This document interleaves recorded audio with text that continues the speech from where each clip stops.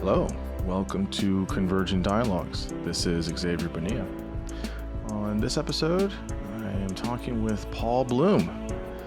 Paul is the professor of psychology at the University of Toronto, and he is the professor emeritus of psychology at Yale University. Paul is well known for much of his research and many of his books. He has won numerous awards for his research and teaching. He's the past president of the Society for Philosophy and Psychology and co-editor of Behavioral and Brain Sciences. He's written in many popular outlets such as the New York Times, The Guardian, The New Yorker, and The Atlantic. He's the author of 6 books, including The Sweet Spot, The Pleasures of Suffering and the Search for Meaning. And that is the book that we talk about in this conversation. We start out by talking on why he decided to write a book on the pleasures of suffering. He has a previous book entitled How Pleasure Works, The New Science of Why We Like What We Like. So he had already written about pleasure and some of the things that make it work, but he wanted to look at some of the darker sides of pleasure, and this is the motivation for this book. We talk early on kind of about these two categories that he describes of chosen versus unchosen suffering and different people's responses to both of those. We talk about how, or if it's possible to find meaning in suffering. You know, sometimes there's just experiences that just suck. We talk about that. We talk about the ability to feel different types of emotions. We talk about contrast, you know, how we have contrast between a quote unquote negative emotion versus a positive one. We talk about aversive fictions and the role that imagination has for suffering and finding meaning. We talk about how we define meaning and what we seek from it, from different types of suffering. And towards the end of the conversation, we briefly talk about his previous book, Against Empathy, The Case for Rational Compassion. There was a few questions I wanted to ask him. I greatly enjoy that book, and I wanted to ask him a few things. And we talk about the distinction between compassion, cognitive empathy, emotional empathy. We talk about how, how do we view empathy in different aspects of clinical, therapeutic modes and interventions, and how do we look at it in terms of research. And we end the conversation by talking about how do we have balanced ways of seeing the complexities of people and how they suffer and how they, how we can have compassion and many, many other topics. I was very, very excited to talk with Paul. I've read his books for a while. I've read some of his papers. I've read his articles, and I have to say he was super kind. He's such an affable person. He's very, very good in just having a conversation. And he's a terribly good thinker. It comes out in his books, but really in the conversation, at least I felt that way, he doesn't come across as, I have figured this out and now I'm going to tell you what's going on. He's really just saying, this is what I'm thinking about this. What do you think? Or what is another way we could look at this? And, it's just such a respectable way of trying to approach many hard topics. And his book is fabulous. And so now I bring you Paul Bloom. I'm here with the one and only Paul Bloom. Paul, thanks so much for coming on. It's a big honor. I've really enjoyed your work for many years. I teach some of your stuff in my classes, so I'm very, very honored to talk to you today. Hey, the honor's mine. I really appreciate being on here. Yeah, no. The intro, the one and only, is just the very best intro. No, you are quite unique. I really like your writing and your work, and I think you have a very distinct voice in like kind of a sea of voices. So it really is a big pleasure. Oh, thank you. It's kind of you to say. Yeah, you have a new book that's coming out, which is very good. I really, really enjoyed it. It's called The Sweet Spot, The Pleasures of Suffering and the Search for Meaning. It's been a couple years since the last book, yeah? 3-4 years? Yeah, my last book was Against Empathy. And I think it came about, 3 or 4 years ago. I think late 2017. Mm, yeah. Yes. Yeah, we hopefully will touch on some of that, but I want to Yeah. primarily focus on the new one. So first off, just kind of tell people just kind of your potted biography, kind of who you are and where you teach now and where you have Yeah. taught and all that good stuff, and we'll get into it. I'm born in Montreal. Went to school at McGill University, also in Montreal. Mhm. Got into psychology. Spent a few years in Arizona. Ended up at Yale University, and then I've been at Yale University up until about 4 months ago, Mhm. where I took a new job, and now I'm at University of Toronto, and just taught my first class a few days ago. Oh, very So nice. I'm in a new city, new university, change of life, very exciting. I'm still emeritus at Yale, which means I still get their emails and I can still, can still pester my colleagues. But yeah, you have caught me in a very interesting life transition phase. Yeah, I saw you made a post or something about that you were transitioning to. I mean, I know you've been at Yale for a long time. Are you still doing the same type of research and teaching, just at a different place, or is it slightly Yep. different? Or okay. Yep. I'm honestly not doing that much research because my lab it doesn't exist yet, and my office doesn't exist yet either. So everything's kind of in flux, and also COVID, of course. But yeah, I'm continuing the same research projects, continuing to work with some of my same postdocs and graduate students some of whom are staying at Yale. Mhm. And you go to a new place, you start new collaborations, it takes you in new places, and there's really brilliant crew of people here, and I'm trying to make connections, and so maybe this will take my work in new places. I've always been flexible in those lines. Yeah, no, that's wonderful. Wonderful to hear. What so the book's about suffering and some of the kind of finer sides, or how we can find meaning out of suffering. And many philosophers and theologians and maybe psychologists have touched on this in different points. I guess for you, for this book, what was it that kind of inspired you to want to write on this topic and write on it in the way that you did, or with the kind of angle that you're using in the book? Yeah, I was interested in it just because it posed such a puzzle. So I've written on pleasure before. I have a book from a few years ago called How Pleasure Works. And I'm very interested in what we like about food and sex and music and art. But the sort of masochistic pleasures have always struck me as really puzzling. Hmm. From an evolutionary point of view, there's no puzzle why we want, good food or good drink, good company. But we seem to have pleasures that are kind of perverse. We like to eat really spicy foods or dip ourselves into hot baths. We like to work out until we can't breathe anymore. We run marathons. We get punched in the face willingly at gyms and dojos. And not to get started on BDSM and various other things. So I figured here's a really interesting puzzle. I'd write a book about it. And then I was about halfway through the book and I realized that I was blurring together two things. I was blurring together the things I'm talking about now, which are sort of mysterious pleasures, with the fact that we often choose to suffer in deeper ways. When we go to war, when you have children, when you pick up a long lifetime project. And I came to the conclusion that there are sort of two separate stories of chosen suffering. One is chosen suffering is sometimes enhance pleasure. And the second one is chosen suffering can give life its value, can give us meaning and purpose. So my book is an exploration of those themes.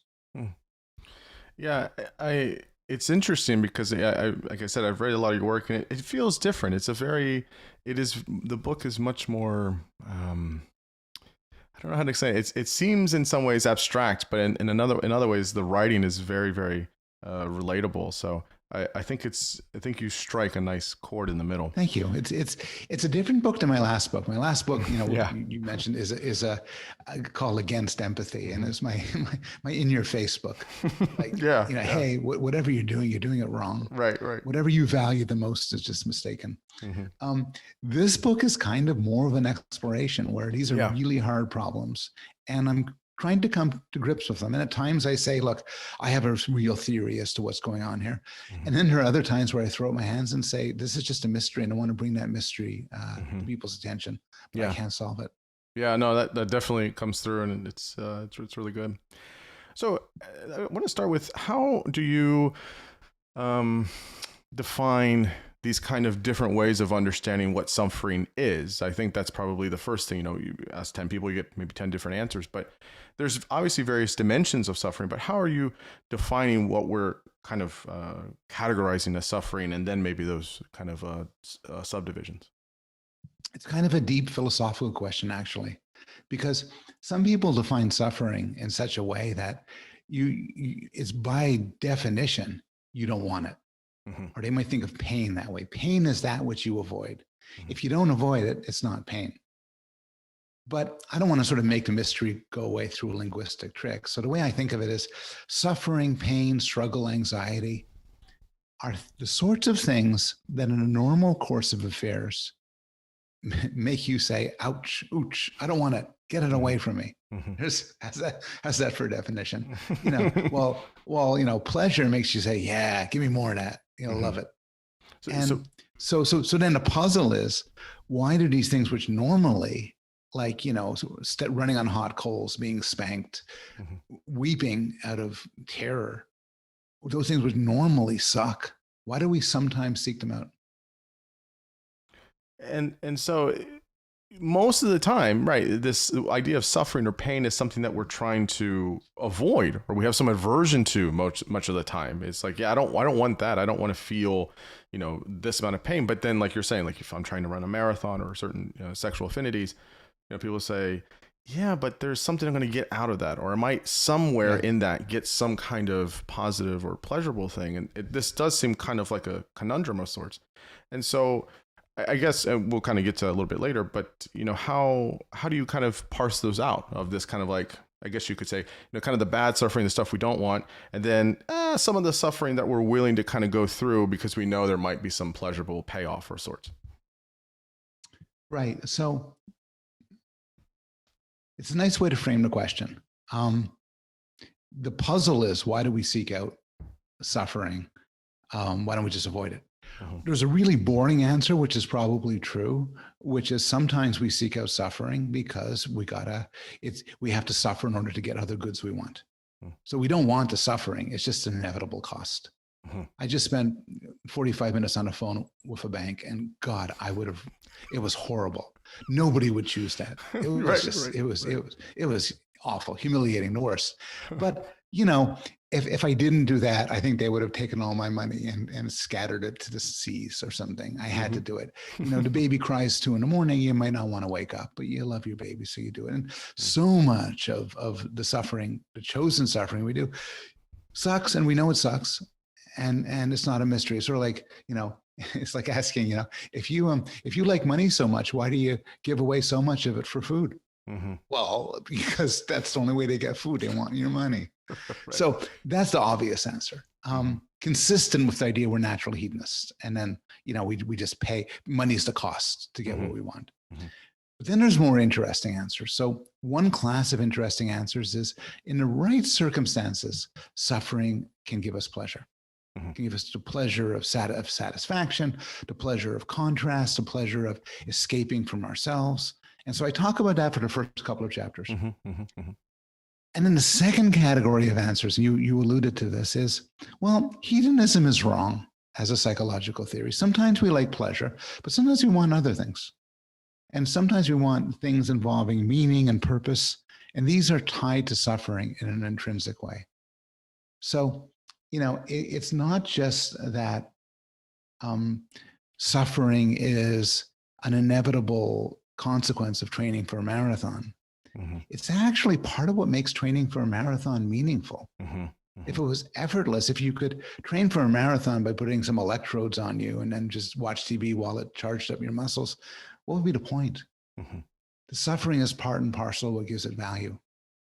And so that's the sort of second, above and beyond the hedonism. That's what I'm interested in.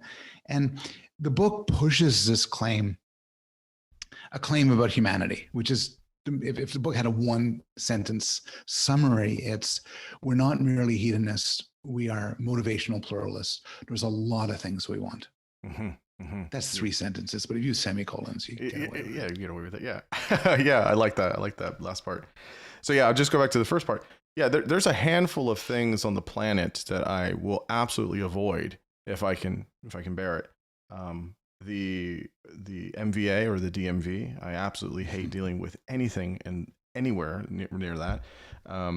I will absolutely avoid the post office. I hate the post office so much. And in all of those situations, right, it's like I have to wait in a line, I have to queue, I have to deal with someone, it might be difficult or maybe a bad day, or, I have to I owe so much more money, or, but I want to send this letter to my mom, or I need to get my tags renewed, or I need to, almost as a piece of necessity. I'll come back to the contrast thing in a minute, but one question I'm not, you tell me what you think about this, that I don't have an answer to, and it's something I was thinking about reading the book, which is there are some general principles that yes, no one likes, when a loved one dies, or when someone has a terminal illness or things like that, but is there I don't feel as if there's a kind of absolutism on suffering. So one person's suffering may not be as stark or as difficult for another person, but that doesn't mean that it's less of suffering. It's just because of the individual differences, and because each person is different, it's going to affect them differently. We know many things about resiliency in different people and how they're able to handle things and other people are not. So, I don't think it's a completely relative claim either, but how do we, if for example, someone has a certain experience, I don't want to use death, but, a really tough experience, a really big transition, or, something really heartbreaking, or, someone breaks up with someone, or I don't know, someone's parents divorce, something that's hard, some type of suffering. Some people may really just kind of fold and they can't handle that or deal with that. And other people, they kind of pick up the pieces. It's really tough and they move forward. Other people maybe not deal with it. There's all these ways of how people each individual person deals with suffering in different ways. But we still know that the general theme here is this is a point of suffering. And so I guess my long-winded question here is, how do we know when something is kind of in a general sense a point of suffering, but then be able to kind of interact individually or with each person and how they may deal with that at a higher level or lower level, or maybe kind of in a blunted way? How do we work through those different types of dimensions of how people deal with maybe a similar experience of suffering? So you're certainly right. You're right that there are extremes where for just about every human who's ever walked Earth, they say, this is real suffering. This is terrible. Mm-hmm. And then there's a lot of stuff in the middle. Mm-hmm. So in a lot of your examples, you're talking about unchosen suffering, mm-hmm. stuff that happens to us. Mm-hmm. And the argument running through my book is, look, people value suffering. Suffering is important. Suffering is, I think, makes life better in certain ways. But I'm very careful to make the case that this is true for chosen suffering. Mm-hmm.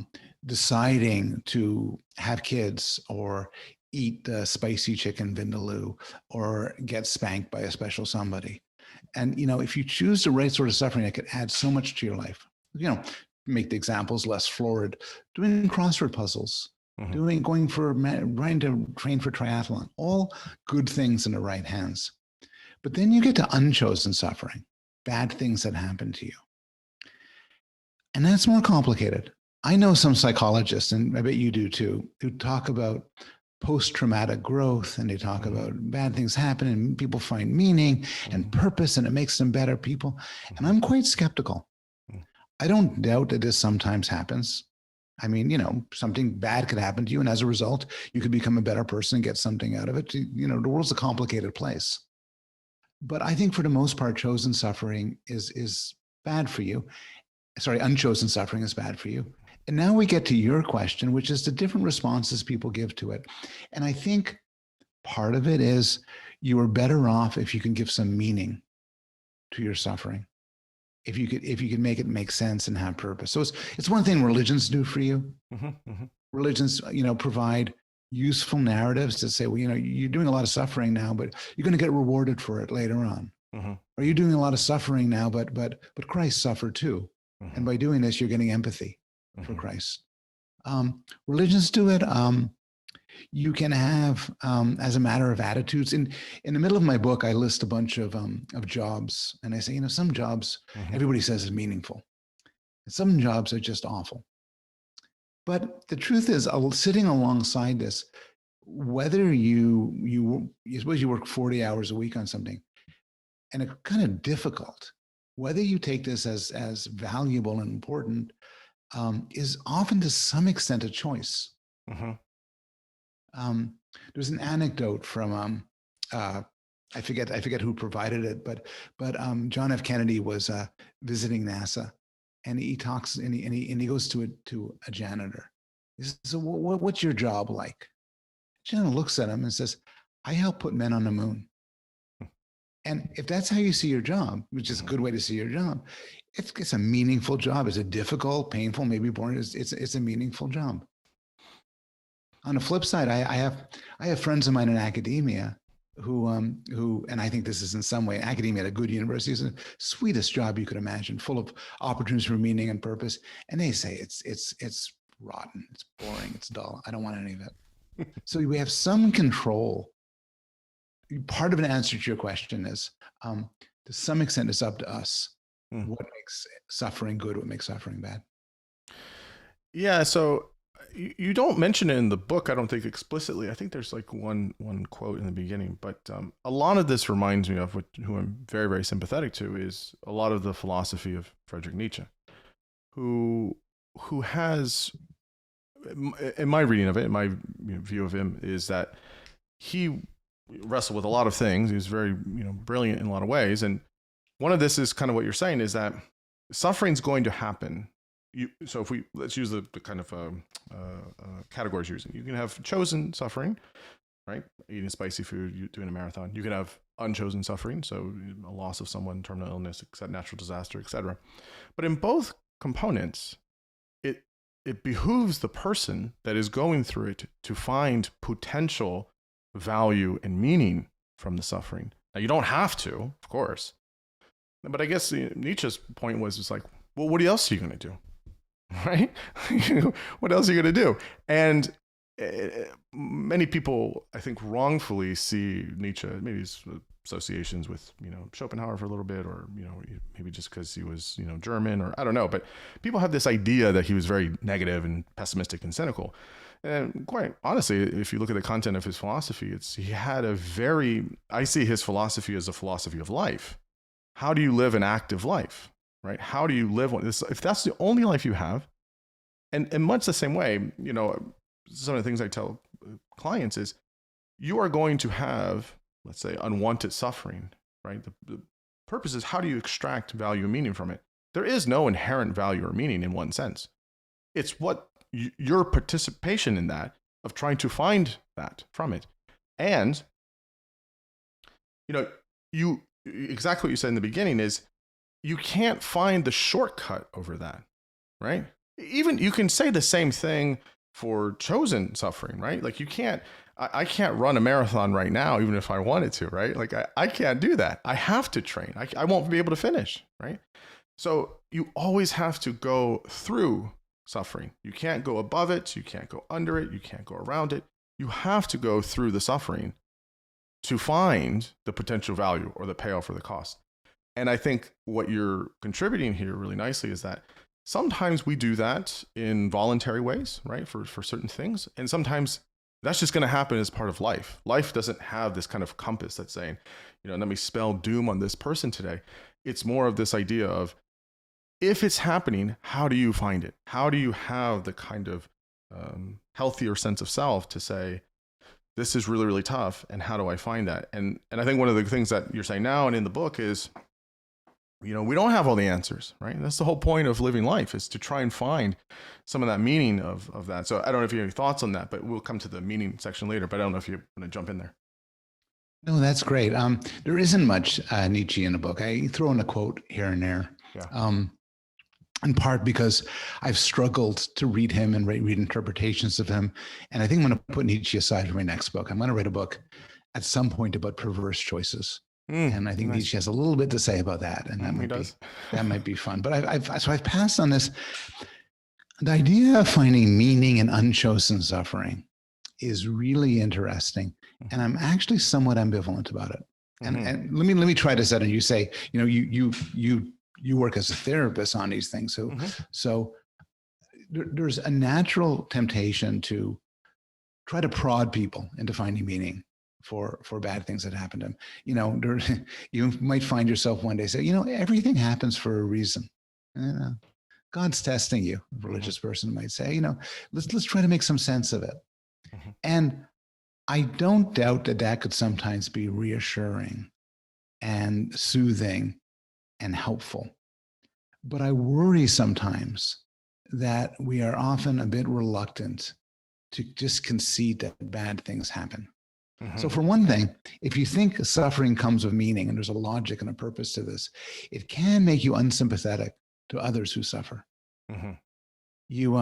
Somebody falls ill to cancer, and then you say, well, so what's up with that? What did, you might say on the one hand, what did a person do? So there's a natural consequence. Let's make this a good story of cause and effect. Or you might say like, well, you're really going to grow as a result of this. This is going to be a great opportunity for you. And those are not the best things to say to somebody with cancer or anything. Right. I think you might just say something to cancer, man, you really got unlucky. Yeah. Let's hope you get out of it. And I think, and again, here's an area you might know more about than me.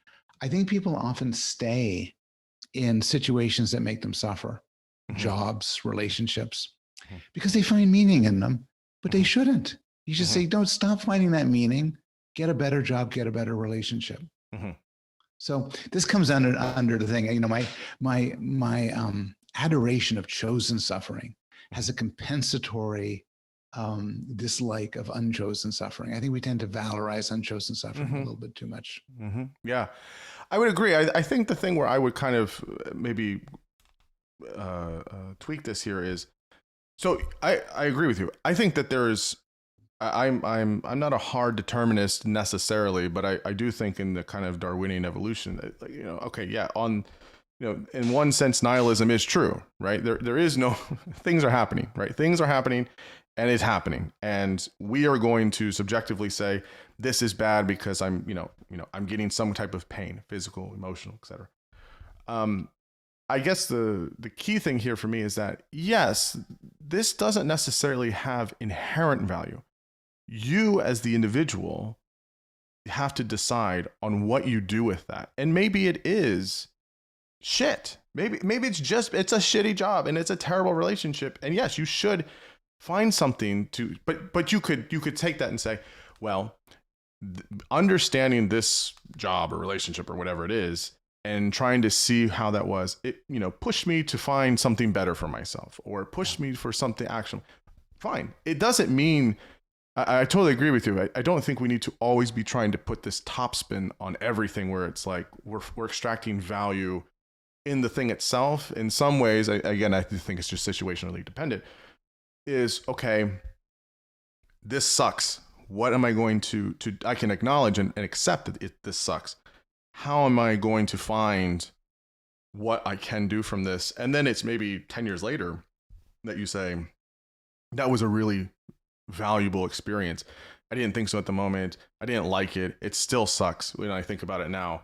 But I also concurrently, I was able to find something that pushed me to do something better, or I was able to have improvement in my life or things like that.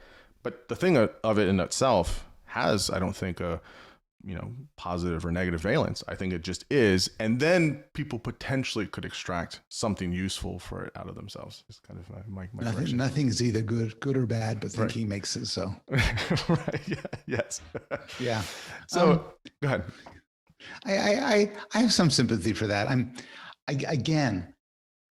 I don't doubt that after something bad happens, many psychologically healthy people later on say, well, let me tell you what it did for me that was good. And they might be right. It might be healthy to think that way. But I think in a lot of cases, this just illustrates what Dan Gilbert calls the psychological immune system, which is we're really good at telling stories in which bad things have positive results. Dan has a talk where he says, he has all these excerpts. This guy spends 20 years in prison for a crime he didn't do, and he's let out and says, so what do you think? 20 years, that was great. Wouldn't have traded it for the world. This poor girl, horrible things happened to her, and she says, best thing in my life. We're very good at that. Maybe it's healthy, but I think it's also kind of nonsense.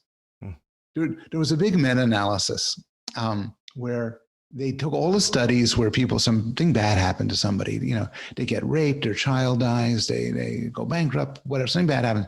And then they asked them later, did you get more meaning in your life, more purpose in your life? Are you better? People tend to say, yes, yes, yes.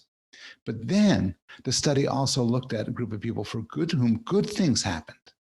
They fell in love, they won the lottery, and these same people also say there's something meaningful, purpose. And then they take people for whom nothing happened. They said, for the last 10 years, have you? Yes, yes, yes. We will always tell a story where whatever happened or didn't happen has led to great stuff. And I think that might be the workings of a psychologically healthy mind, but I don't think it's actually true. Hearing you say it that way, I don't disagree with you. I wonder, and I think about this a lot, is as far as we know, because how we've evolved in our evolutionary tree, where we understand we die and we understand abstraction, do we need certain things to kind of give us a fail-safe mentally? If I was not having these kinds of things, I couldn't function in the world, right? I couldn't do anything. I would just be thinking about in my ape brain, I'm going to die. I'm going to die any moment. I'm going to, and this kind of anxiety is one argument for why this kind of self-deception or self-denial, that was kind of I think some folks give the evolutionary answer for religions being created, is how do we understand and how do we safeguard against that with a group of people together in one place, et cetera, et cetera, et cetera. And so maybe this is just a sort of shoot off in a kind of more secular way of, well, if we find the meaning, then if we tell the story, then it's okay. It's still as bad, but we had a happy ending, or we had some kind of thing out of it.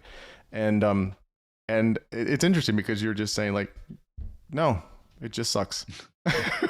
It just sucks. Maybe find something out of it, but it sucks. Yeah. We could both be right. It could be good for us to believe that this bad thing happened makes us nicer. Even if it's not true. You're right also, which is there's some sort of, to be a functioning human, we have to sort of not think about certain things. I remember my kids were young, and at any moment I realized at any moment they could die. Yeah. It's just like, they just die. Yeah. And then I then spend the next 5 years trying not to think about that. Right. Don't. And it's actually difficult in the world. I remember being in a cab, and my son was like 2 years old, and then the cab driver says, "Oh, this horrible story about this 2-year-old," and I'm saying, "Don't tell me this, man. I don't want to hear it. No. Get a load of this because it's really disgusting. No, stop that, man." Right. The healthy mind doesn't want to hear about that stuff. Which I mean, yes, absolutely. I mean, I do the same thing, and it just, if I really sit and think about that, I don't know where to put this, right? It makes me uncomfortable it does seem for us as humans, we're always needing some type of illusionary kind of things for ourselves, or some type of self-deception for ourselves. If we don't, we'll just overload mentally. And I think religious people obviously do this, but I definitely think rational secularists also do this in their own way. And it creates quite a conundrum, because it's like, you're right, maybe both of us are right, but I think it's, if we spend time believing too much of the illusion, where we think now that is the reality, and it's like, wait a minute, we have to always do this kind of dance, it seems, of, yeah, I have to always keep in mind that, yeah, I could die at any second, or yes, that this could happen, or yes, but I don't want to spend my waking moments thinking about that. So it's almost like you have to always, hold these two things in your mind, of the illusion and kind of the reality. Yeah. And I think we do. I think maybe there's a lot of people tell you, when something really bad happens, you're like a car accident. You You will grow in some way as a result of it. But those same people look both ways before they cross the street. Yes. And yes, you should still do that. But it's again, it goes back to that, chosen, unchosen type of idea, I guess, of the suffering.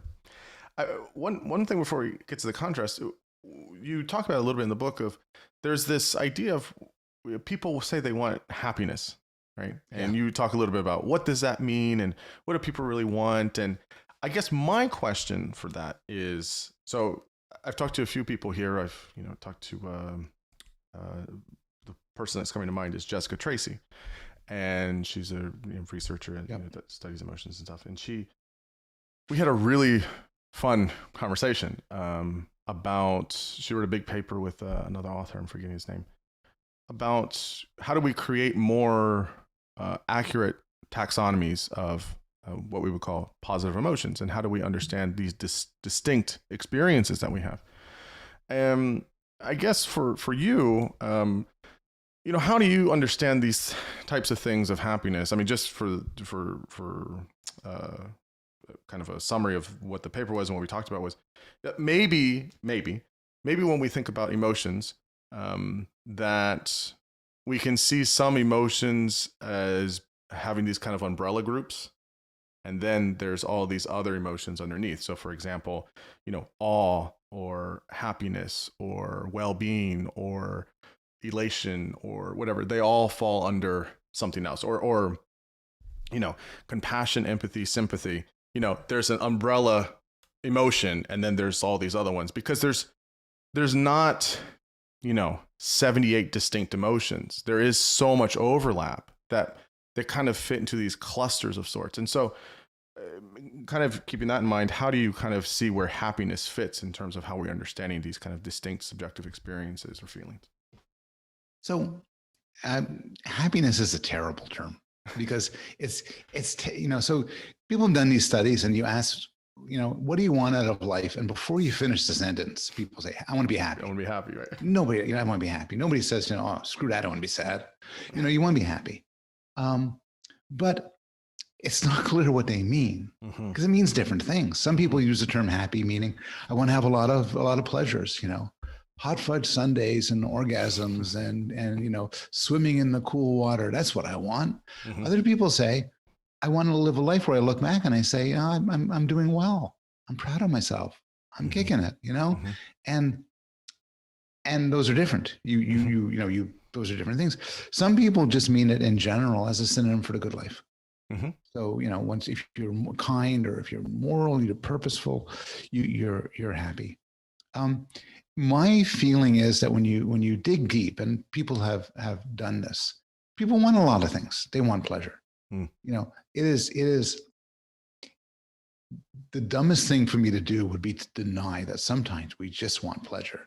We want to scratch where it itches. We want to feel the cool spray of water on our face on a hot day. We want pleasure. But we also want to feel like we're living a good life, that we're living a good life of purpose and meaning. And we also want to be good. We want to live moral lives. And this motivational pluralism, first, one thing is it opens up the possibility for choosing suffering. The suffering might be antithetical to pleasure in a certain straightforward sense, but it's part and parcel of morality and meaning. So we've already sort of solved our mystery. Why do people choose to suffer? Because they want meaning and purpose and morality, and that's tied to suffering. But also we get back to your emotions. So a lot of people have done these studies. These studies have been done in Asia and in America, where you ask people, what kind of emotions do you want? And people say, wait, haven't I told you I want to be happy? I want to be happy. I want to feel awe. I want to feel gratitude. I want to feel. But then you also ask them about other things. You ever want to be angry? Yeah, not a 0 for anger, but I want to feel anger sometimes. Right. What about sadness, shame, guilt, envy, fear? Yeah.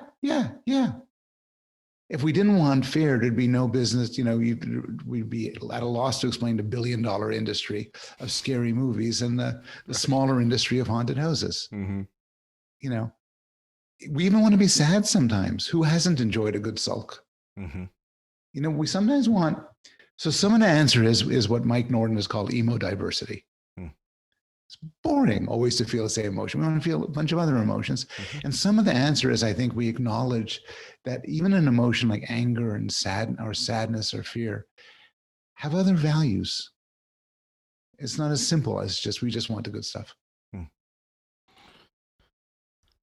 It's interesting.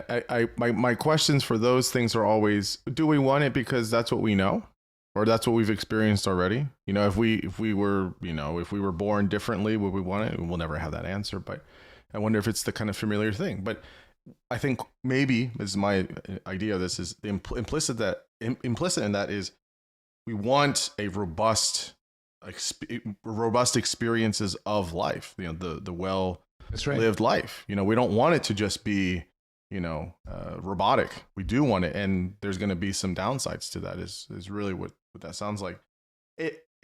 You talk about it as well as this. We kind of already hinted at it, is this idea of contrast, right? That we live for the contrast, and that's why we can endure pain.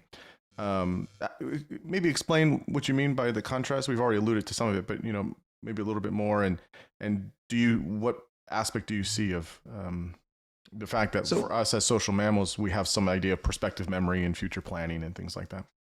So there's a lot going on here. One way I like to think about contrast is in terms of the sort of question I started with, which is forget about meaning and purpose and morality. Why does suffering why is it so much fun sometimes? Mm-hmm.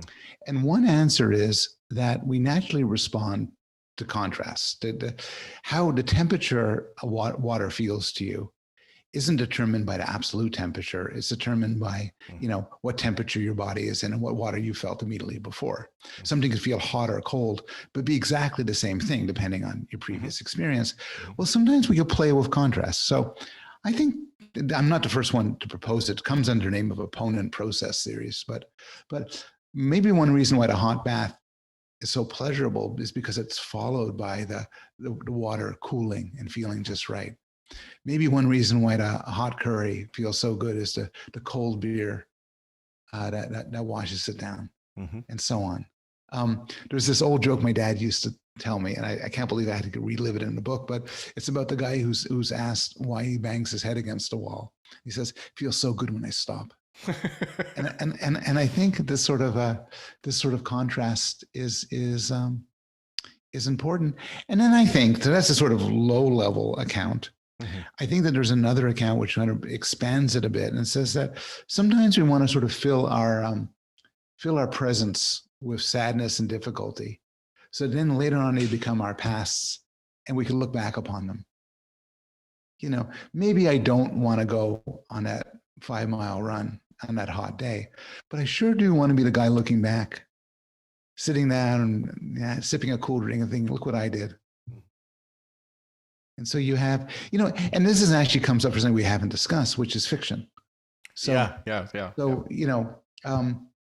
why do we enjoy aversive fictions? There's a lot of answers to that question, but I think one answer is often the aversive part sets the stage for a greater part. Like we really like, we like revenge films. We like redemption stories. And a revenge film basically starts with a whole lot of things being really bad. And you're saying, oh, that's awful. That's so awful. That's happening to them. Boy, I can't wait for the payoff. Right. This is like the plot for John Wick, right? Where his dog dies and all this stuff. And I think his wife dies or whoever, he loses somebody. And then it's just Keanu Reeves kicking ass for the rest of the movie. Exactly. And you couldn't, and so I actually quote IMDb summary for that. And it's exactly like that. It says, after his wife dies, Russian mobsters kill his beloved dog. And then that's the good part. Right. So you think like, well, I have a trick. I'm going to come into the movie 40 minutes late and just get the part where he kills everybody. But the problem is it's not enjoyable without the contrast. You got to sit through the part where they kill his dog and he's mourning and everything. And then the music starts to rise and you say, you want to get the payoff. And so, I think one of our simplest masochistic pleasures work like that. Yeah, so I was going to bring up the aversive fictions and the idea of how you bring up imagination. So we can talk about that here. You discussed that being very important and that there's a value of imagination for certain pleasures, right? Perspective taking, theory of mind, along with cruelty and manipulation. So how do we maybe sketch that a little bit further, in terms of imagination and the role of play, and how do we understand? Because when I was reading that part of the book, I said, I can totally follow this, but is there something, there's a sort of, I don't know, a dissociation, right? That we're able to make. Like, I know I'm watching a movie. Yeah. I know I'm reading a book, right? Like, I know, and it kind of feels like I can be all in, and then as soon as it's done, I just shut it off and I don't have to deal with it. It's not real. So kind of, lay out how you kind of mean it for how we see these things, and might be why we enjoy that. Is it because of this kind of distancing, or how do you understand that? So there's all these theories, which I talk about in my book, about why we like aversive fictions. So in terms of, you have these ideas of, like, could aversive fiction be some type of dangerous play where we can imagine it for something in the future, or some type of, simulation or practice, and how do we further understand what that means for who we are, and how we're working this out in our mind, of how we are able to view sometimes grotesque things? So there's two questions here. One question is, why do we like averse fiction? And I go through several answers in my book. I think sometimes averse fiction gives us the pleasure of contrast. I think sometimes it lets us vicariously explore negative events as a way to sort of prepare for them or practice for them. I think sometimes averse fiction gives us certain moral pleasures. We love to see the bad guy being vanquished. We like to see comeuppance and revenge. Mm-hmm. So many of our stories are moral stories. And often, to have a good moral story, there has to be some badness, some cruelty, mm-hmm. in order so that we get to see John Wick in action at the end. So, and I think in the end, our love of stories tells us something about ourselves, what we want. Mm-hmm. At the very broadest point, this was a point made by no less than Aaron Sorkin. I got a 1-year subscription to a masterclass thing. Mm-hmm. And so of course, rather than do anything useful, I watch Aaron Sorkin talk about screenwriting. Yeah. Because I would never be a screenwriter. So now I'll spend a few hours listening to this. And the first thing he says is, and this is from Aristotle, you need an obstacle. Mm-hmm. People trying to surmount an obstacle. The obstacle can be big. It could be small. It could be as small as a couple wants to get together, but a nosy mother-in-law keeps intervening. Or it could be as big as somebody is poisoned and has to find an antidote. And the story doesn't have to end with them surmounting an obstacle, but there needs to be an obstacle that's barely a story. And I think our draw to that is because this is what we want out of life as well. Everything we want in our stories, we want out of life. Now, this gets us to the second question, which is, why then is our taste in stories different than our taste in reality? And I think the simplest answer is, we also want other things, like from reality, like being safe. And so I'm just fascinated by watching, a heated argument, but I don't want to listen in because I could get caught and embarrassed. I think it's just amazing when the Avengers, fight evil people and destroy the city, but I don't want to do it near my house because of, I'm going to get renovations and I don't want a house to get damaged. Right. To hear a serial killer is stalking a small town in a Stephen King novel has all sorts of delights, but if they were stalking my small town, there'd be so many negatives that it would take me away from delight. So in some way, imagination could be seen as a safe way to sort of capture certain appetites. Imagination, both in plays and movies and books, but also in imagination and fantasies and daydreams. Mm-hmm. So I think, by the way, just to go, talk a bit about sexuality, because it connects to the suffering issue. I think people are just being way too quick when they take the sort of things that people watch in pornography and excite them in pornography and say, wow, that must be what they want in real life. Because it doesn't work that way. There's different constraints in real life. Yeah, I was talking to Courtney Crosby. She's a fifth-year psychology student and UT Austin. She works with David Buss, and she does a lot of work on sexual disgust. And so we talked a lot about sex in kind of very clinical terms, and we had a brief point in that conversation where she was just like, there are many things that people watch to arouse them. It doesn't mean they actually want to do it, right? Yeah. There's a certain aspect of it, and she went on. We talked about many other things, but it's very interesting to see that just because someone has certain viewing preferences, that doesn't necessarily mean that they want to act it out. Which is interesting because I do think there is this kind of, I don't want to say dissociation, but there is this kind of way of trying to, understand or see different components of humanity. Some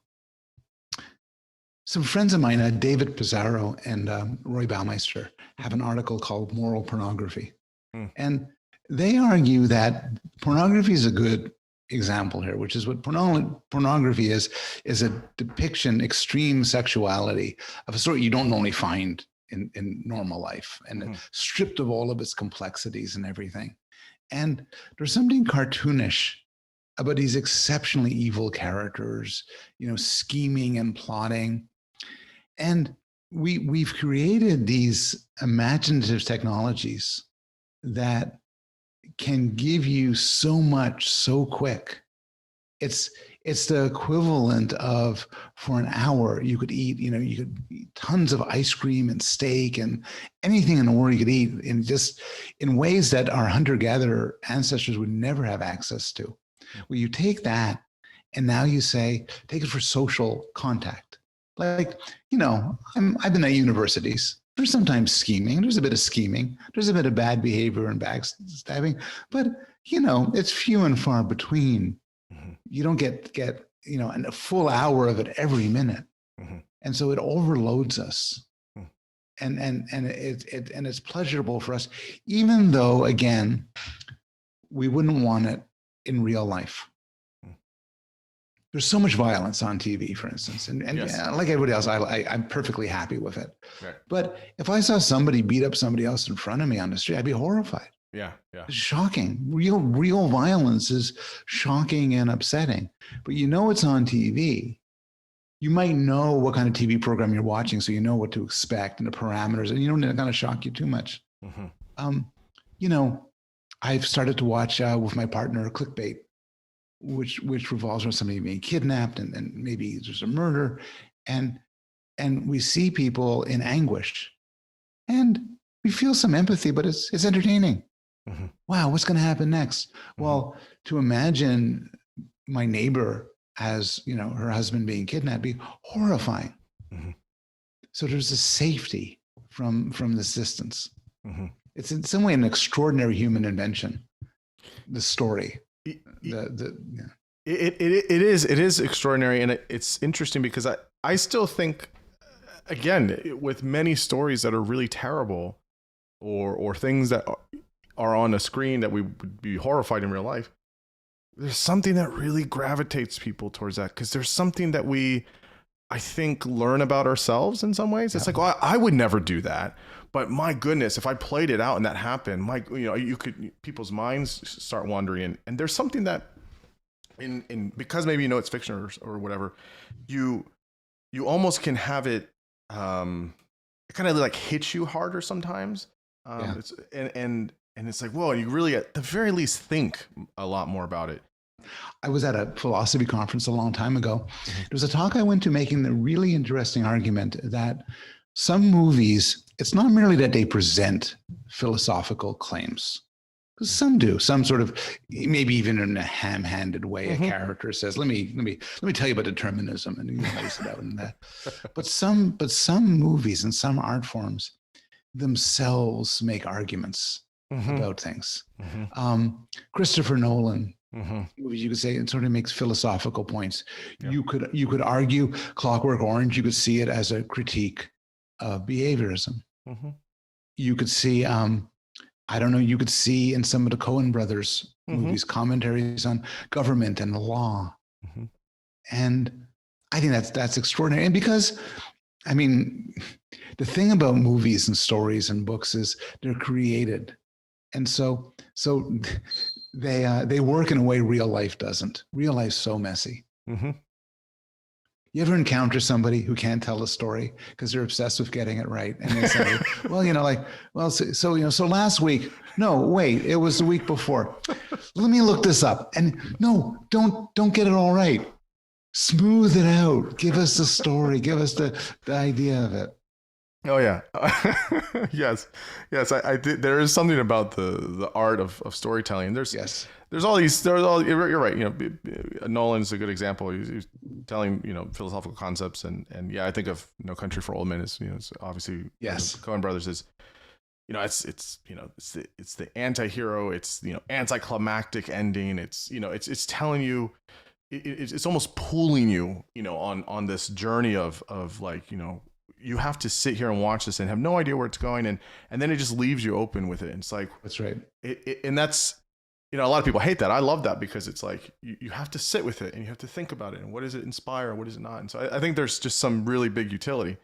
Yeah, or take your movies like Blood Simple or Fargo, or first movies, which I think are for the most part about the unpredictability of violence. Which is once you set violence in motion, you cannot keep it contained. You don't know where it's going to end up.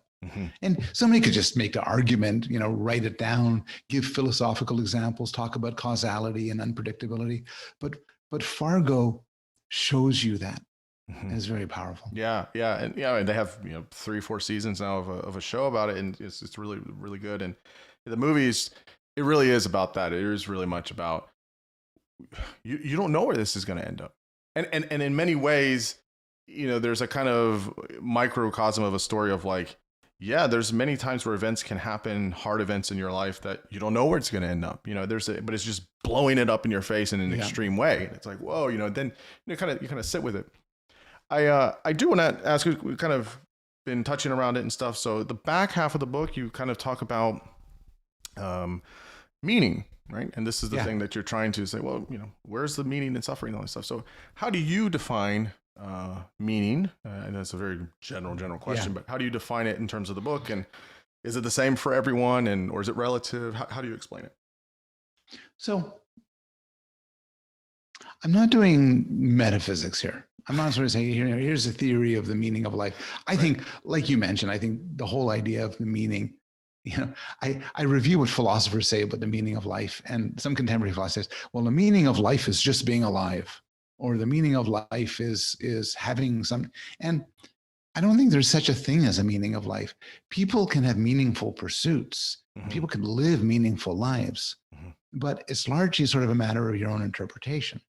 So I take a different tact, which is, if I ask you, how happy are you? You give me an answer. If I ask you how meaningful your life is, you can give me an answer.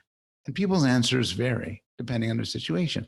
If I ask you, tell me the most meaningful experience you had in the last 5 years, you can answer. People answer. They don't just answer at random or say, I don't know what you're talking about. They answer. So when people talk about meaning and answer such questions, what are they focusing on? And the answer tends to be a meaningful activity or project is something that takes a considerably long period of time. It has to span over, often has a sort of narrative-like structure, often has moral import, though not always. Like people say, climbing Mount Everest is very meaningful, even though they don't necessarily think it is morally good, and makes a difference. And very roughly, and it's a cluster category. Sometimes you get an example of that meets some definitions or another, but very roughly it captures a sort of intuition that spending my life trying to find a cure for cancer is a meaningful pursuit, while playing Tetris is not a meaningful pursuit. Because the first is going to help people, it's going to make a difference.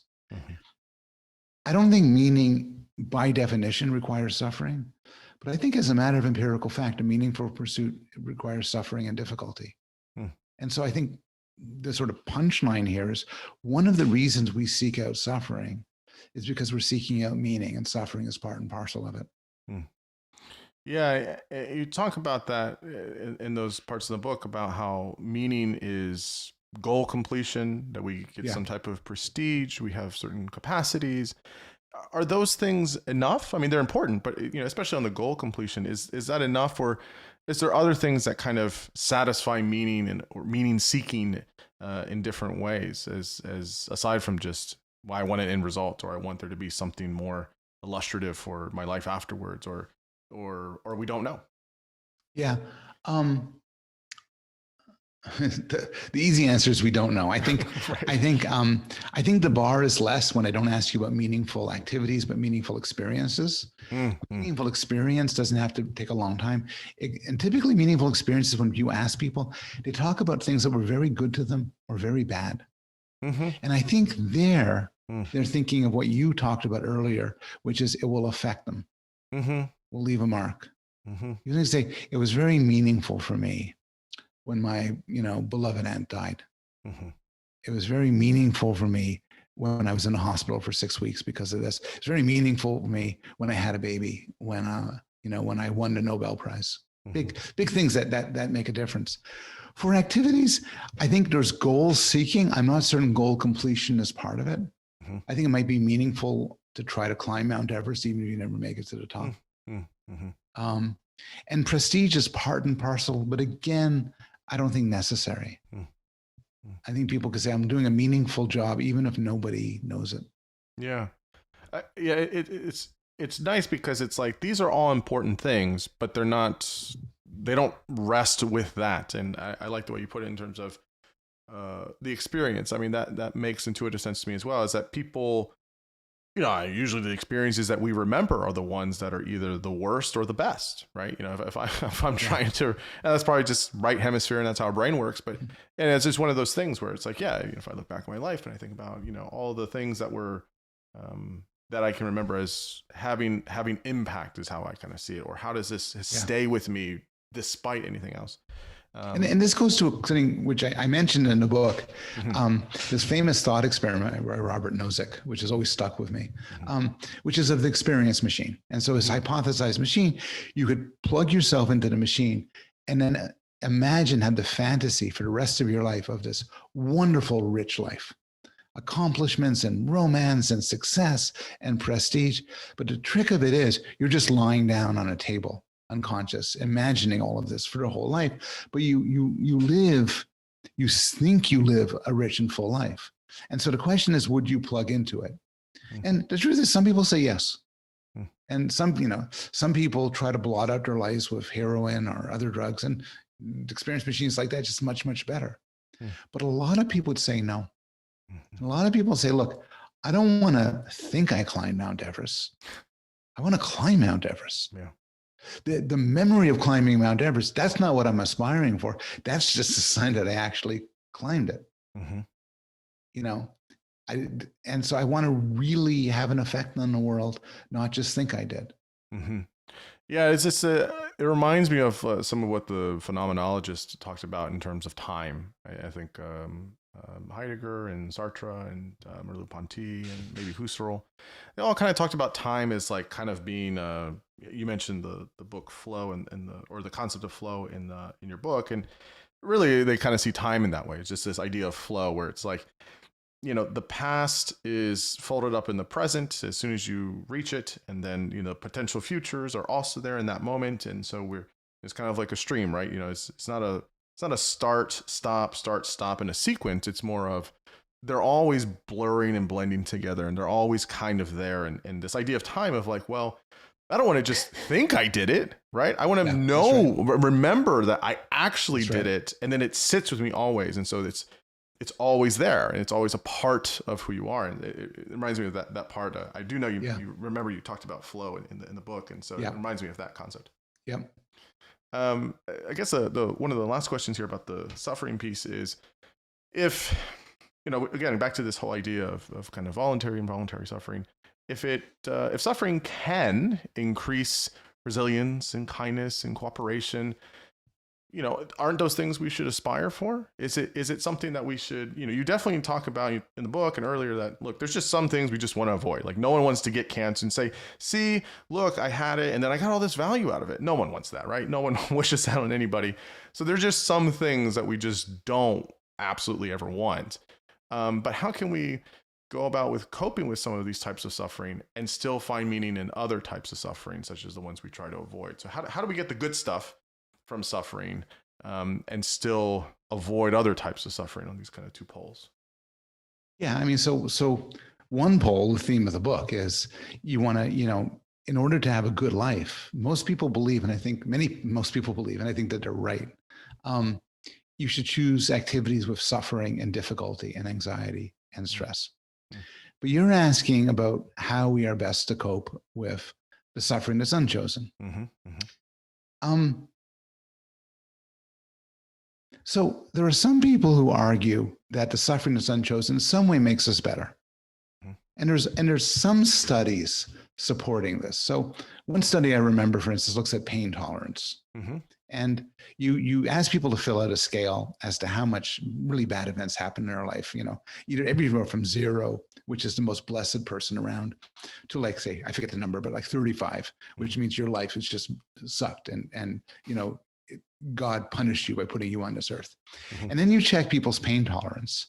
And it turns out there's this sort of traditional inverted U-shaped curve where most people have a pretty high pain tolerance the way they set it up. But the people on the extremes who either had an enormous amount of suffering or none at all actually have very, very mild pain tolerance. They kind of makes them into wimps, maybe for very different reasons. Another study, some other work on altruism and kindness, roughly a similar effect, which is people who don't suffer at all seem to be missing some level of resilience. So you might want to be tempted by a sort of let your kid eat dirt philosophy regarding suffering, which is you get a little bit of suffering into your system, and that will make you resilient and better, maybe even kinder. And I don't think there's evidence. I think that that's a hypothesis worth taking seriously. But I think some people take it way too far. I think some people say, oh, the Holocaust. They interview survivors of the Holocaust. They say, oh, here's a story. This guy did something nice. This person found meaning and everything.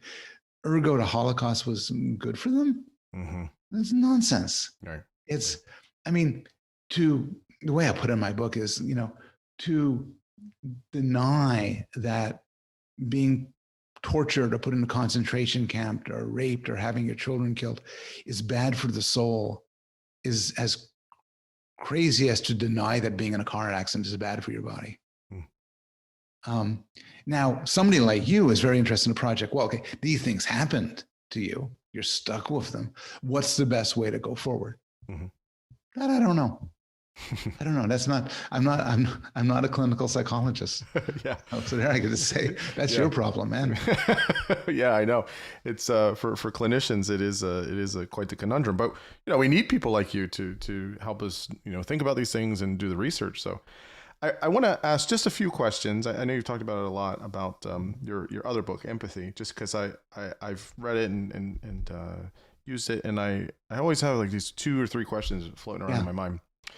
And I've heard, people, write articles and argue, Bloom thinks that, we need to be, non-empathic and, assholes, which is not, I don't think what you're saying, but just briefly, you kind of in that book make the distinction between essentially 3 different types, cognitive empathy, emotional empathy, and compassion. And so I have a follow-up. So just kind of the short, brief version of what are the distinctions between those 3 of how. Yeah, it's a good summary. I mean, I wrote this book, and after some agonizing, I decided to call it Against Empathy. It's a good title. I'm not sure, it's great. I'm not sure, it has its advantages. It has its disadvantages. Sure. The problem is it has a subtitle, The Case for Rational Compassion. Yes. Some people didn't get to the subtitle. Yes. They can understand, of course, you shouldn't have to open the book before commenting on it, but at least read the subtitle. So Against Empathy is not a call for cruelty or psychopathy or evil. Right. In fact, I'm actually against those things for the most part. What I argue is that moral psychology and moral emotions are complicated, and you can distinguish between different things. One thing is understanding what goes on in other people's heads. So call it cognitive empathy, perspective taking. Is that a good thing or a bad thing? Well, it's kind of both. A trained therapist should be good at cognitive empathy, a good parent. Know what your kid's thinking. That's really valuable. On the other hand, a con man, a seducer, a psychopath could do terrible things with perspective taking. I don't want the guy trying to cheat me out of my life savings to really understand the way I tick. So, so it's neither good nor bad. Right. Then there's compassion. Compassion is great. Loving other people. without some dose of compassion, we would be entirely self-centered, be terrible. Right. And then there's empathy, and empathy in the sense of putting yourself in another person's shoes and feeling what you think they feel. I don't doubt it's a powerful impulse. I don't doubt it's often a great source of pleasure and a great source of intimacy. Knowing what someone else is, feeling what someone else is like. Some philosophers' example of a kid, and the kid's fascinated by his stamp collection. And it's one thing for the kid's, say, father to say, "Oh, I understand you really love the stamp collection, and I love you." It's quite another to share in that fascination, to kind of get in the kid's head and feel that feeling. But what I argue in the book at some length is that empathy is a terrible moral guide. And you can sum it up in a few sentences what's wrong with it, which is we naturally put ourselves in the shoes of people who look like us and who we feel safe around and who we love. It's very hard, very unnatural to put ourselves in the shoes of other people. And so when we let empathy guide us, inevitably we act in a way that's congruent with our race and our gender and our situation. And often we make the world worse. Give me a whole lot of empathy and I want to run out and I want to really want to help my neighbor or my son. Will I want to care about people in faraway lands? No. And so that's the argument I make. Yeah, and I think to me it's convincing. I mean, it's interesting seeing people, fight about it or have, because it's just exactly what you're saying about the subtitle. And you state it clearly in the book, is empathy is not good for making kind of rational decisions. You need compassion, right? And I don't know who used this. I don't know if you put it in the book or someone else has used it, but if someone's drowning in a lake, I don't need to feel what they're feeling. Yes. Right? I just need to feel compassion to go and help them out and be like, that's terrible. I don't want you to feel that way. Like, oh, yikes, let me do something. I don't need to be like, well, what is it like to have, water go in your lungs and you can't breathe? I don't need to do that kind of, true empathy. And so to make decisions, I think compassion is much higher. So I would agree with you there. And in other ways, there's times where it's too much, right? You talk about different burnout, spotlight effect and all these things. And I remember one time I was at my cousin, he tragically passed away, maybe 6-7 years ago, motorcycle accident. It was terrible. And, I'm at the funeral and my aunt is, there, it's a funeral casket. It's all sad. It's really, really sad. And I remember, I was sad, I was kind of close to him. And I remember my aunt was there and she's just, wailing. I mean, just weeping. It's her firstborn son. It's just so tragic, right? And I I was sad. I was trying to comfort her. And then I literally tried to put myself in her position. What does it feel like as a parent? I got not even 3 seconds. And I was like, I cannot do that. I do not want to do that. I don't need to do that. I can still be there for her. But my goodness, I could not do that. And so that's a great example. You were equipped to understand it, but to feel it would render you useless as a guide. Yeah. And I give the example of therapy a lot, which is, suppose I come to you and I'm deeply anxious. Well, if you're a good therapist, you should say, this guy's deeply anxious. I can tell. And you should also say, I want him to get better. I don't know if like, maybe because you care about me, maybe because it's your reputation, get paid. But what you don't want to do is really feel my anxiety, because then there's two of us freaking out in the room. Exactly.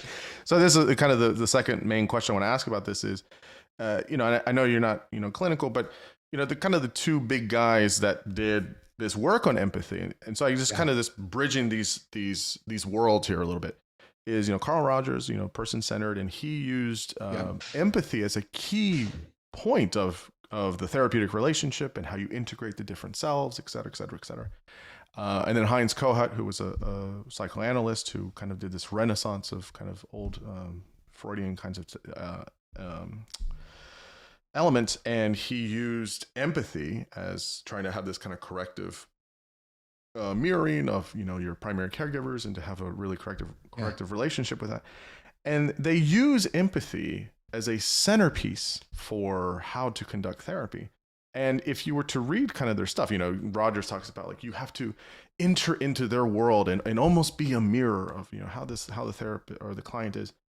And I wonder if at the very least in kinds of in the ways that you're describing empathy in your book is we certainly would need a type of cognitive empathy for Yes. clients. But, Yes. maybe some disagreement, again, based on a lot of the research we have now, that, emotional empathy, maybe in, where you're really trying to feel exactly what the person's feeling and really kind of mirroring of sorts at that level, maybe you could have small moments of it in a therapy session, or, really something really, really to be present, but you should not have in a 50-minute or, hour, client after client after client. It's impossible and not really effective. And so I wonder so my question is, do you think that as we do more research on how we understand various experiences that people have, and how we understand how we're able to use our interactions with other people, that it's like, these theorists are fine. They give a good framework of how to conduct a therapeutic relationship, but we should also be mindful of much of the psychological literature and research to show how do we continue to understand it better and more effectively, or how do you see it? So I'm more and more familiar with Carl Rogers and some of his claims, and I've always felt that he just uses empathy in a somewhat of a different way. Mm-hmm. And it's not that he's wrong and I'm right. I mean, the term has many, many usages, but it's just, and so we'd be arguing past each other. Mm-hmm. But let's assume, for the sake of argument, he's not. Let's assume that he's really meaning that you and I are talking the same thing.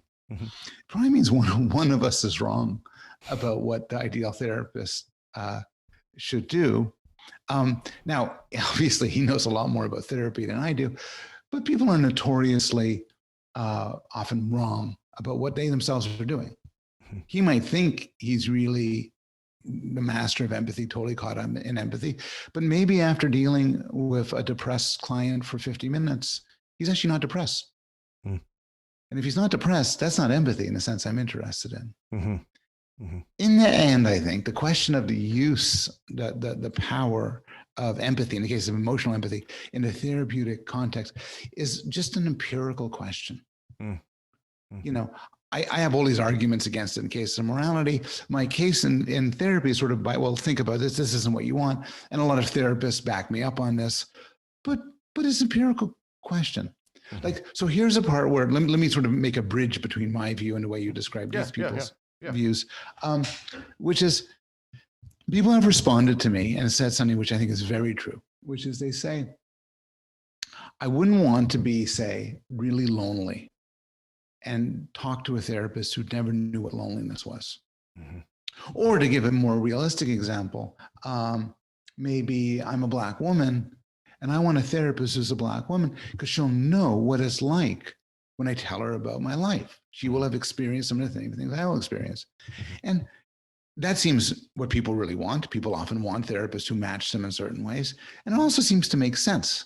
Mm-hmm.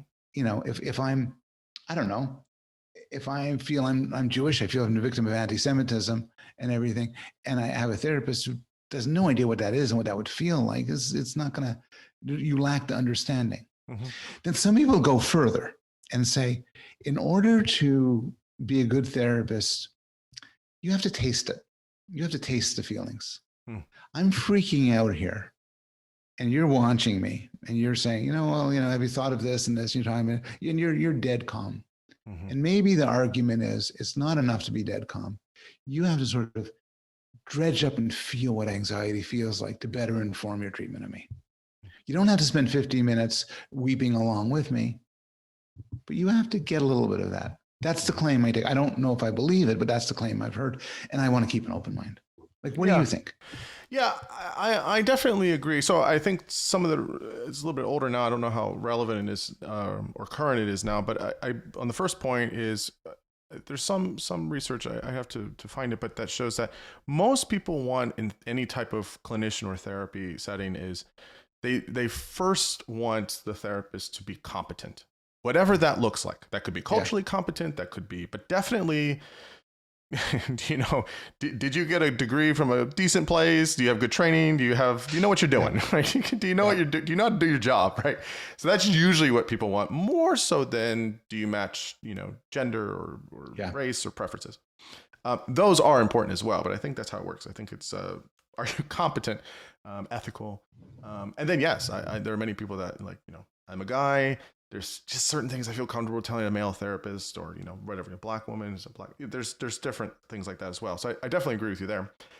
On the second point, yes, I think I agree. So what I've told students and what I've told colleagues about this, because some people have read your book and they're like, what do you think about this? Have you read this? I'm like, yeah. They say, what do you think? And I say, well, I think Paul's right. I said, I think we need compassion for moral decisions. So, he's not a clinician. He's not trying to say that clinicians should just abandon empathy now. That's a completely different domain. But when I've thought about it, I think for me, it's mostly cognitive empathy. I think sometimes compassion in therapy. Yeah. And I think it's basically the whole menu of options, which is there are some moments in a session with a client, depending on all these things, where you want to show a little bit of, sometimes with clients, anger. Wow. Yeah. I'm angry too. Yeah. I can see how you've been wronged, and I feel a little bit of that, and that can be very powerful for clients. It's like, wow, this person is not in my life. They feel it too, and it doesn't feel uncontrolled, or it doesn't feel like now it's just two people talking together and shitting on someone else. It feels like you're getting that feeling a little bit of where I'm at, and I think in small doses that can be powerful. I mean, it's just the equivalent of if someone comes in and where someone's parent just died, and it just happened, and they come in, and that therapist says, wow, and you have a tear or two that comes down because you see this person is suffering, you see they're in so much pain. Seeing another human in that moment also show a little bit of like, how much the kind of the heartache a little bit. That can be really powerful. So I think it's always, as long as the focus is on the client, I think there's in small moments where it's helpful to do that. But I would think, 90% of the time, 95% of the time, you probably as clinicians want, that kind of cognitive empathy, which can be very helpful. That's kind of how I see it. That's nicely put. I mean, I get the same question in terms of relationships. The only time I have ever gave a talk where people yelled at me was talked about empathy, and somebody said, well, do you think couples, people, they want their partner to have empathy for them, and as opposed to understanding them and everything like that? Mm-hmm. And I said, no, I don't think so. And then people yelled at me. I said, you're so wrong. I thought they're right. I was wrong. Mm-hmm. I mean, I won't, but I remember an interaction I had with a previous partner where she was very angry at something. And I was there saying, I'm on your side here. I love you. I think I understand where you're coming from. And she says, but you're not angry too. No, I'm good. And this is not a story which puts me in a good light. So sometimes empathy is what people want. Sometimes it's what they deserve. The clinical question is super interesting, and I think I'm very willing to pull back, say maybe I was mistaken, and say maybe 5 to 10% in a therapeutic of real emotional empathy could be just the right thing. Yeah. I kind of just one last thing here on this is in kind of bridging what we've been talking about earlier is, I don't remember if I've maybe heard you give a talk on this, or maybe you talk about it in the book, Against Empathy, but the role of like, how do we have empathy when we're watching films? The same kind of thing, right? Yeah. I'm watching a film and I might cry, and I might feel even more emotion than I would sometimes in real life. How do you see, again, this kind of imaginative, how we play things out in terms of the empathic side? Does it kind of free us up where we can say, I know this isn't real. So, when Iron Man snapped his fingers and Spider-Man just started crying, like, man, I'm going to let loose and just be like super emotional. And do you feel it's kind of the same thing on this piece, or how do you see it? I think there's similarities. I think it's interesting. I end my suffering book by saying, like, I made a case for chosen suffering. Now I'm going to consider some arguments against it. And one argument, and I think it's from Elaine Scarry, is that we often indulge in suffering in the wrong times. And she was very sort of against the sort of thing you're talking about. But her point is it's really easy to cry for Spider-Man. It's often a lot harder to cry for your next door neighbor who's kind of complicated. And if you try to help him, it would be a big pain in the ass, and maybe you don't like him so much. So what films can do is serve up to us perfect victims, good people we could weep for. And sometimes it's a lot easier to vicariously suffer through them than vicariously suffer through the incredibly messy people around us. I'm reminded when Princess Diana died suddenly, and the outpouring of grief. And then some commentator says, don't people have people in their lives that they feel as much for? No. Princess Diana was much better than anybody in my life. She was perfect. Her death was a perfect tragedy, perfect for evoking my emotions. The troubles of other people, real people, are messy. And so there's kind of an indulgence in there that we have to ward against. Yeah. No, I hear that. I guess the last question I have for you, Paul, is what do you want people to, for your new book, what do you want people to walk away with? You know, you wrote this, you spend time on it. What do you hope that, every reader, but most readers to be like, yep, you got it. You got exactly what I was trying to say in the book.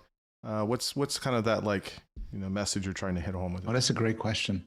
I want to persuade them, or at least try to get people to take seriously the idea that human motivation is complicated. I argue for a million small things in the book, and some might be right, some might be wrong. I even have some life advice. Some might be good, some might be bad. But the one thing I'm really into is I want people to stop saying, or at least stop immediately saying, all we want is pleasure. This is hedon. It's very simple. People say they want to help other people. All they want to do is be happy. People say they want meaning. All they want to do is get a kick out of things. And I think there's a lot of reason to believe that that's a very parched and I think sad view of human nature. I want to persuade people to take motivational pluralism seriously, that we want many things, happiness, but not just happiness. Yeah, no, that's great. Yeah, I think for me, reading it, I definitely got that central piece of it. It was, I think people are complicated anyways, right? So, but it was, it was really nice to hear you kind of lay things out to be like, yep, it's complicated. It's multivariate. It's nuanced. There's a lot of things at play, and we just have to be more considerate and think more. And so the book is The Sweet Spot, The Pleasures of Suffering and the Search for Meaning. Paul, you were super generous with your time and your thoughts and your energy. Super, super happy you decided to come on and talk with me. I had an absolute blast. Where can people find you? Where can they get the book? All that good stuff. Paul Bloom at Yale on Twitter. Don't look for me on Facebook. You won't find me. And I don't know, the book had better bookstores everywhere. Yeah. Try Amazon.com. Amazon.com. Very good. It's on sale at the beginning of November. Yeah. Well, again, Paul, thanks so much. This was great. This is great. I really appreciate it. Thank you.